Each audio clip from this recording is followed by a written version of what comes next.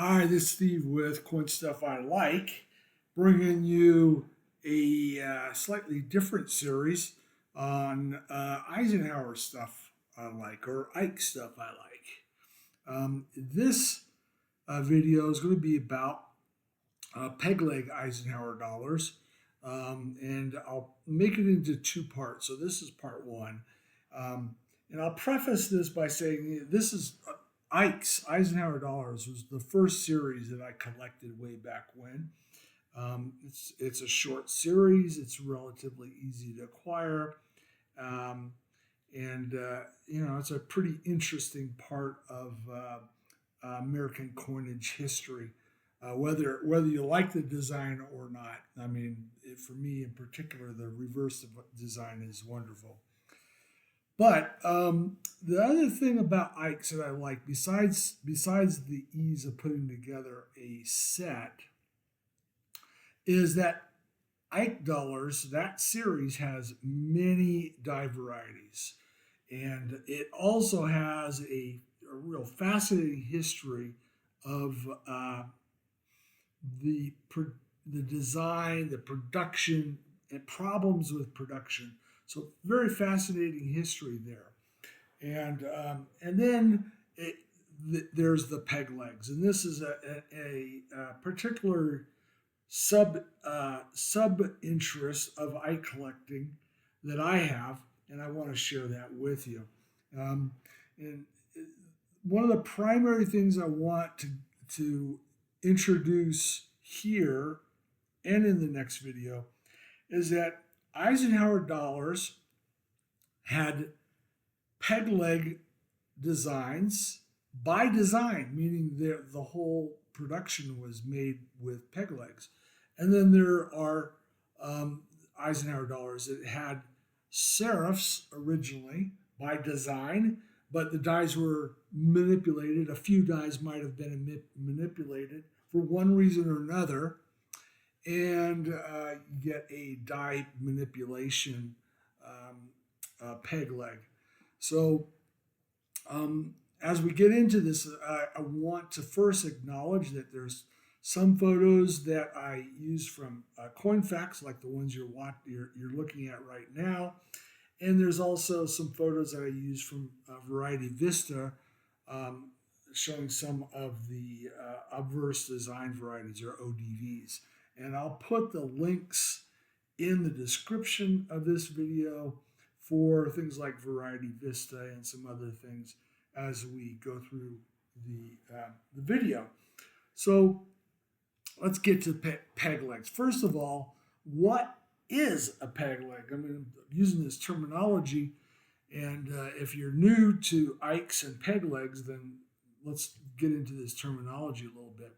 So Eisenhower dollars refers to the R in Liberty. So I'm going to go back to that original slide, and you'll see here this R looks a little bit different than this R. This one here is different from this one here. They're both 76, but this is a type 1, this is a type 2, which we'll get into a little bit more later in the video.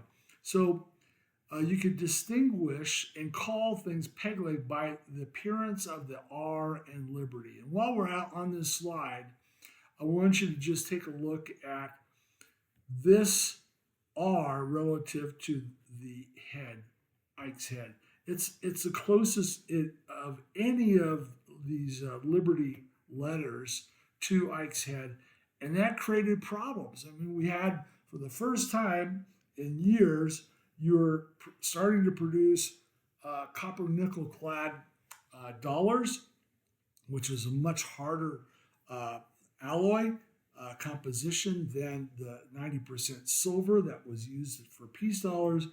That created problems. This design created problems with die cracks and other issues up here because of the proximity, and metal flow issues as well because of that little narrow isthmus in the field.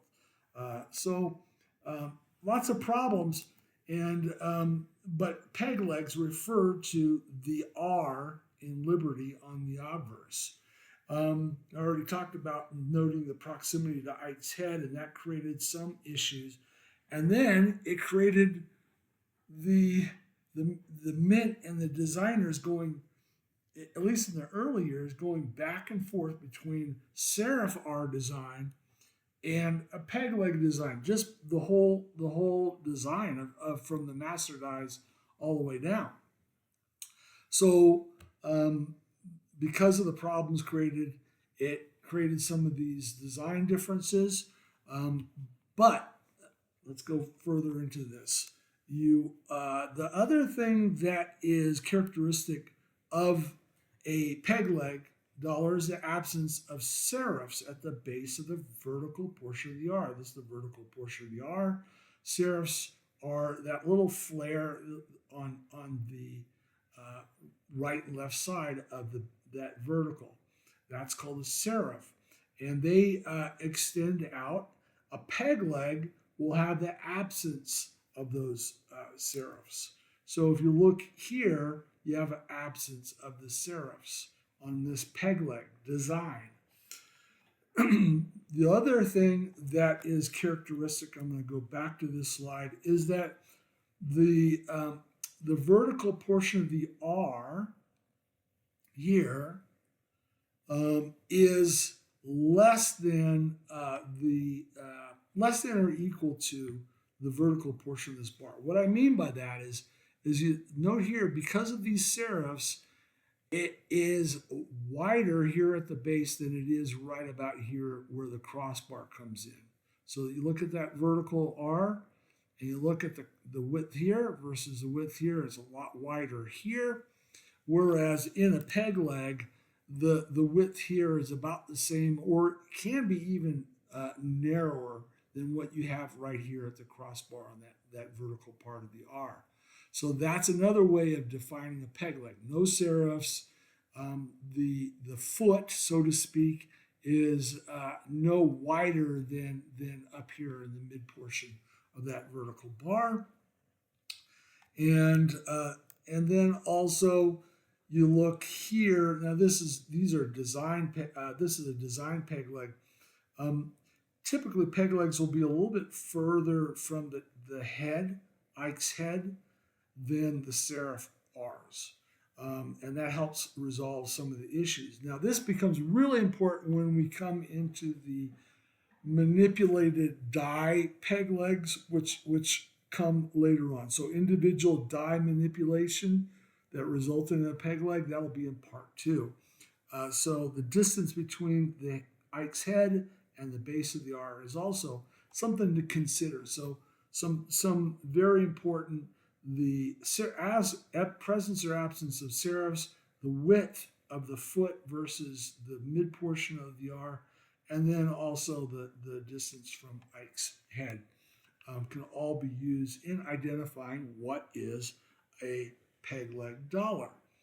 So that said, most Ikes that you see will have serifs.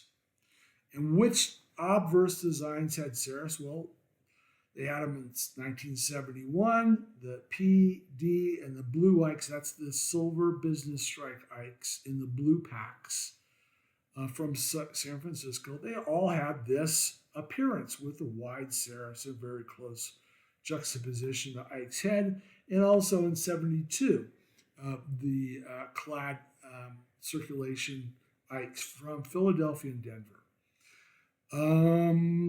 In 1971, for the brown Ikes, the silver proofs that are in the brown boxes. ODV4, a verse design variety 004 from Variety Vista, has this serif. We're going to come back to that because not all 1971 S proofs were designed that way. Then what happened is in just prior to this 1973 production, the Mint had new type of die steel, off of a harder, more robust die steel than when they produced these. Softer die steel, the older die steel, the W1 die steel, and then they upgraded the die steel for 73 and forward.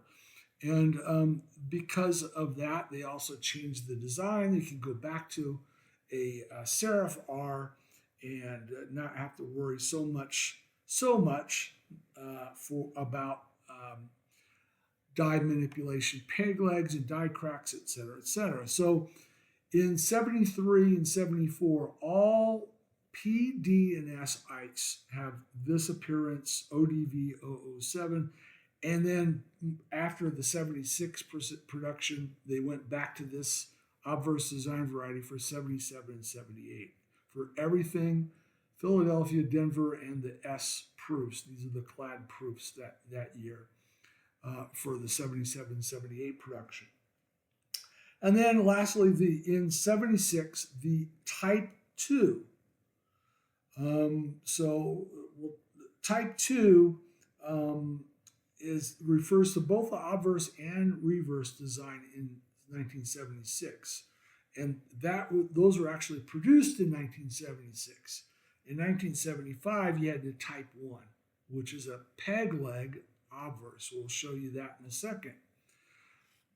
Also, if you flip it over on the reverse, a Type 1, if you look at the T in states, that's the easiest diagnostic. Look at the T in states on the reverse. If it's big block letters, squared off, that's a Type 1. If it's sort of angled at the crossbars of the T, if they're angled off, they're a little bit thinner letters, that's a Type 2. But for the Type 2, in Philadelphia, Denver, and San Francisco for the clad proofs, they bore this serif design.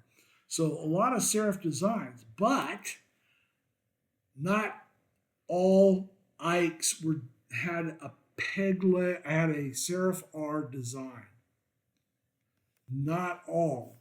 So there were years in mint marks where the R was peg-legged by design, meaning the whole everything. They started up with a master die master hub and went all the way down to the working dies.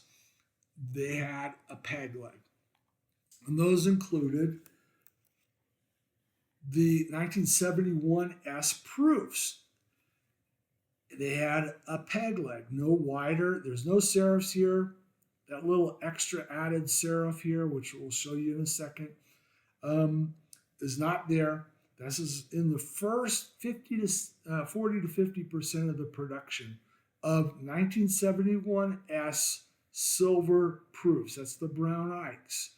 And they may look like this, but with dye polishing and dye retreatments, they may fade quite a bit. This is one of mine where there's virtually no remnant of the base of the R after all the dye polishing.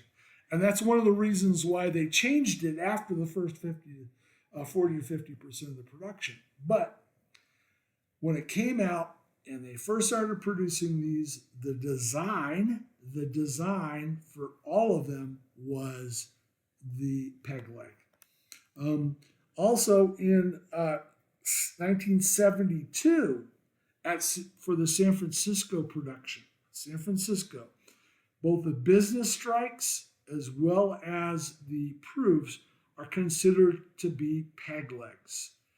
You could say, oh, that's maybe a little wider than up here, but not really. That's up. If you look up here, that's no wider than right here, and that's no wider than right here. These are peg legs, and they're by design. Every silver business strike, every silver proof from 1972 San Francisco production is a peg leg by design. Same thing with the Type 1.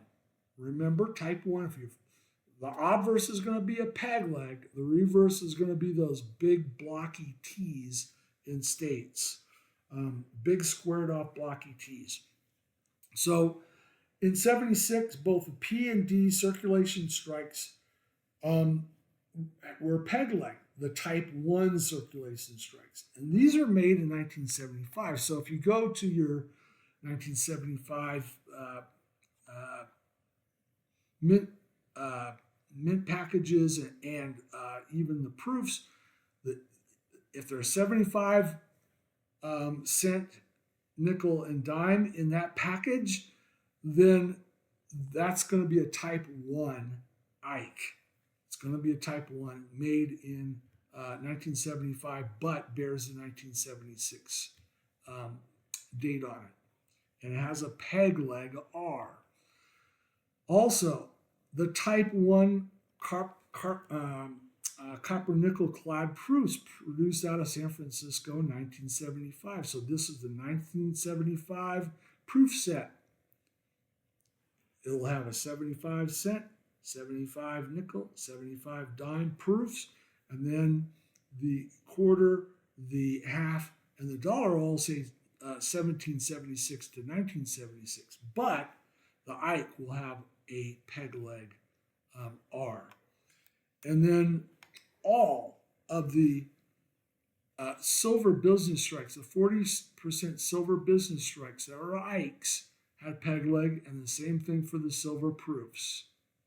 All right, so they are all type 1 obverse with the peg leg, and the same thing, they'll have a type 1 reverse with the block.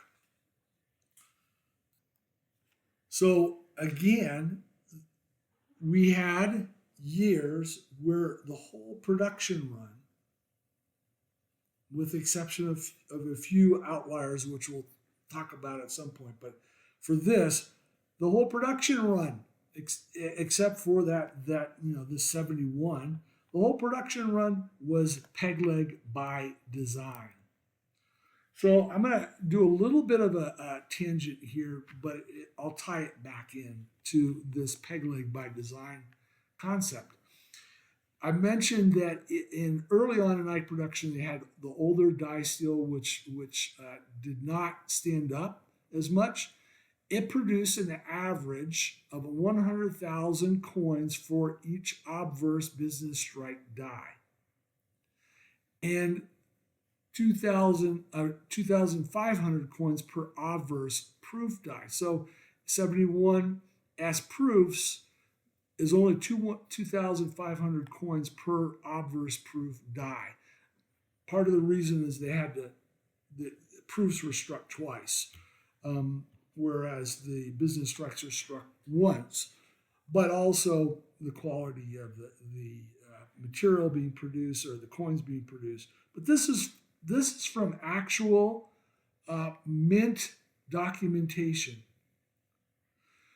I mentioned they went to different, better, improved die steel starting just prior to 1973. And from then through 1978, the average production from an obverse business strike die was about 2,000 or 250,000, 255,000 coins. And for the proof dies, there's no documentation, but if we use that same improvement, they may be getting 6,250 coins per obverse proof die from 73 through 78.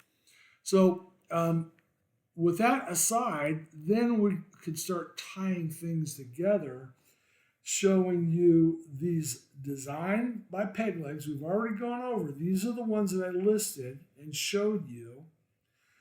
And we're talking about the first 40 to 50% of the total mintage of 1971 S proofs, which was about 1.7 to 2.1 million were done with peg leg by design.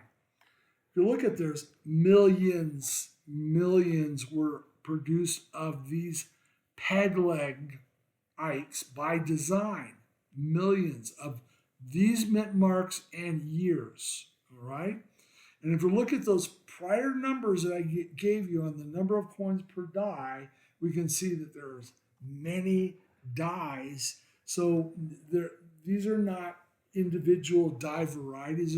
The closest, the lowest is maybe 1976 Philadelphia type 1s, where they may have used maybe 16 obverse dies to produce that amount.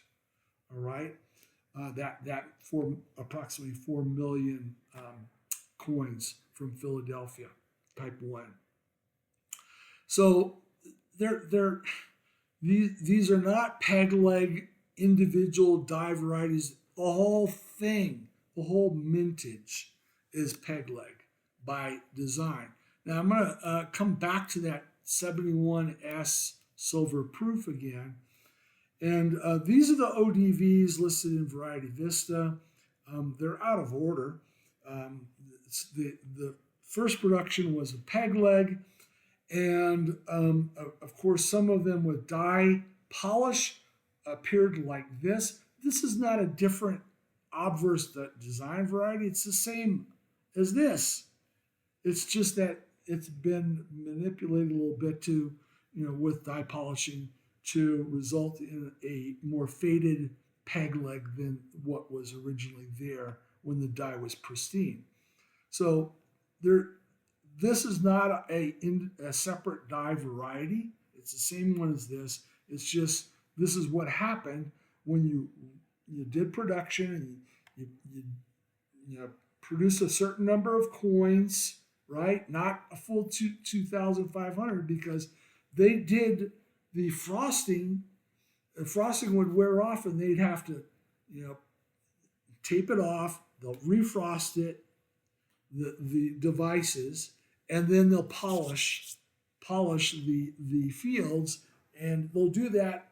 Maybe it happened 3 or 4 times, maybe 5 times, maybe every 500 coins they did that, and so you get this at the end of die life for this particular die variety. So what was happening is they're ending up things like that coin that I showed you that I have, where there's virtually nothing left here. They put this on here to help preserve the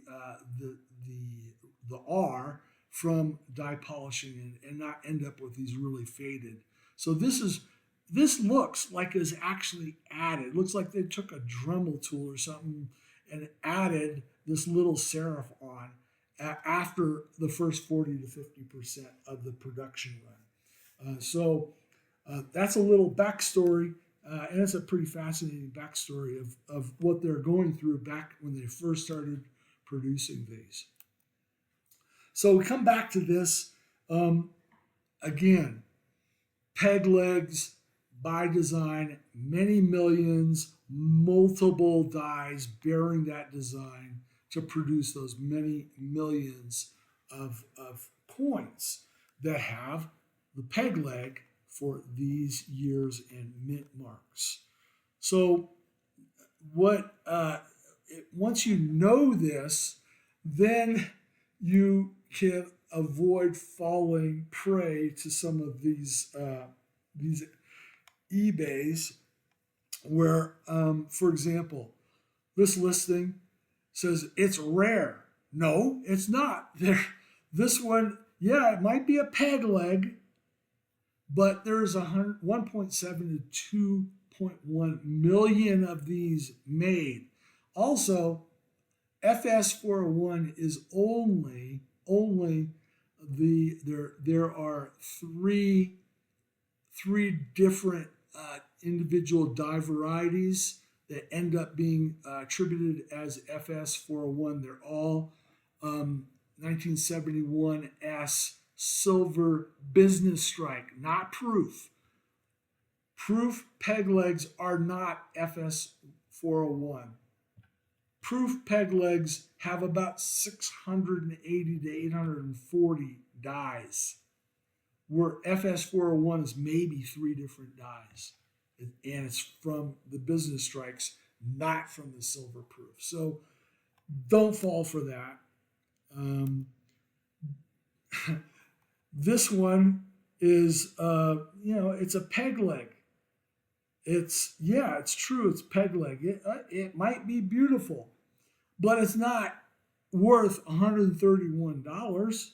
No, these things are worth whatever the going rate is, about $20, $15 to $20 for a brown Ike like this, because there's 1.7 to 2.1 million of these made. Here's one that is encapsulated PCGS graded, right? Proof 69. And it has the fancy 40th anniversary label. And it might be a peg leg. It is a peg leg. But it's not an FS401, as I just mentioned. Proof peg legs are not FS401s. It's only the silver business stripe peg legs. And there's only 3 die varieties that end up getting graded as FS401. And it's not worth $89. The fact that it's a peg leg and someone thinks it's a FS401 does not make it worth $89. It's worth maybe whatever they're going for, $26, I think, is the PCGS price guide for a Proof 69. So, no. Here's another one. This is Annex. They put Proof peg leg. Okay, yes, that's true. It's Proof. It's a peg leg, but they're all, 1.7 to 2 million of the total 4.2 million production were peg legs. Yeah, it's a peg leg, and it has it on the label. That doesn't make it worth $102. No. It's worth maybe $26. Here's one where, yes, it's a peg leg. So this is all correct. It's a 1971 Dollar peg leg, and it's the faded type. You can see it's fading away.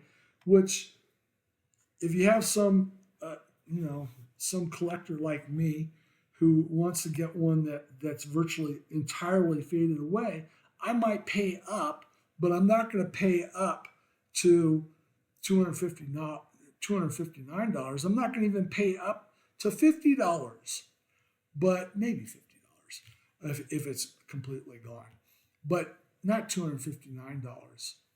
No, that's just a faded ODV that has a peg leg. Not worth that much. What about these 72s? Almost 2.2 million of them produced. The silver uncirculated blue Ikes in the blue packs. No, it's not a peg leg error. They were all peg legs. It's not a peg leg error, and it's not worth $500 by no means. Or this one. Yes, it's a peg leg. That's true. That's truth in advertising. And it's an Annex MS64. It may have attractive toning. That's for the buyer to decide. But 1976D's peg legs type 1. I looked at the reverse on this. This is a type 1. So this is a peg leg by design. By the way, there's 27 million 1976D peg legs by design type 1. Is the MS64 worth $95 even with the toning? No, not like that, unless you have some really, really, really nice toning. So beware. Some years and mint marks of the Ike series bear a peg leg R by design, and many millions of them exist with many, many dies having produced that. So that said, I'm not saying don't get these, particularly if you want to put together something like a peg leg Eisenhower Dollar collection. This is a screenshot of my showcase where I have a number of peg leg Eisenhower Dollars, including the designs, just have them there for completeness. So there are design peg legs, and here's the link or the web address. I'll put the link in the description if you want to go look. There's pictures of everything. So if you're putting together a peg leg set, yeah, you want to get those design peg legs.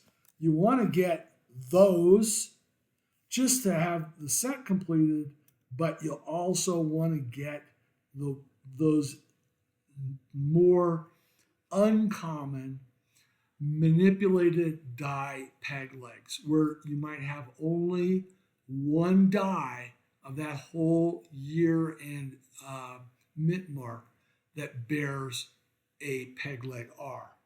And that's what we'll cover next time in part 2. Thank you for watching. We'll see you next time.